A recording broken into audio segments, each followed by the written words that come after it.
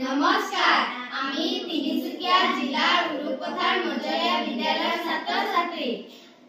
আমাৰ আইডিয়াটো হ'ল লোকেল ফৰ ভোকেল। আমি থলুৱা বাঁহেৰে এটি ৱাল হেংগিং প্ৰস্তুত কৰি আনিছো। ইয়াত প্ৰস্তুত কৰিবলৈ প্ৰথমে এটুকুৰা সৰু বাঁহ কাটি সৰু সৰু কাঠি বনালো। কাঠিসমূহত ৰং কৰি আঠা আৰু খিলি সহায়ত যোৰা লগাই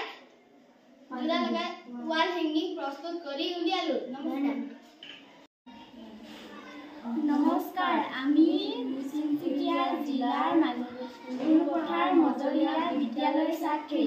আমাৰ আইডিয়াটো হ'ল আত্মনিৰ্ভৰশীল ভাৰত। আমি ৰুমাল প্ৰস্তুত কৰিবলৈ হ'লে 1 মিটাৰ কাপোৰৰ পৰা এটুকুৰা কাপোৰ লৈ চাৰিওফালে হেম চিলাই মাৰি বিভিন্ন ৰঙৰ সূতাৰে এম্ব্ৰইডাৰী কৰিব পাৰোঁ। ৰুমালৰ দৰে কাপোৰ তৈয়াৰ কৰিবলৈ হ'লে গাৰু কভাৰ, বেড কভাৰ আদিত এম্ব্ৰইডাৰী কৰি ভৱিষ্যতলৈ আত্মনিৰ্ভৰশীল হৈ স্বাৱলম্বী হ'ব পাৰোঁ। ধন্যবাদ।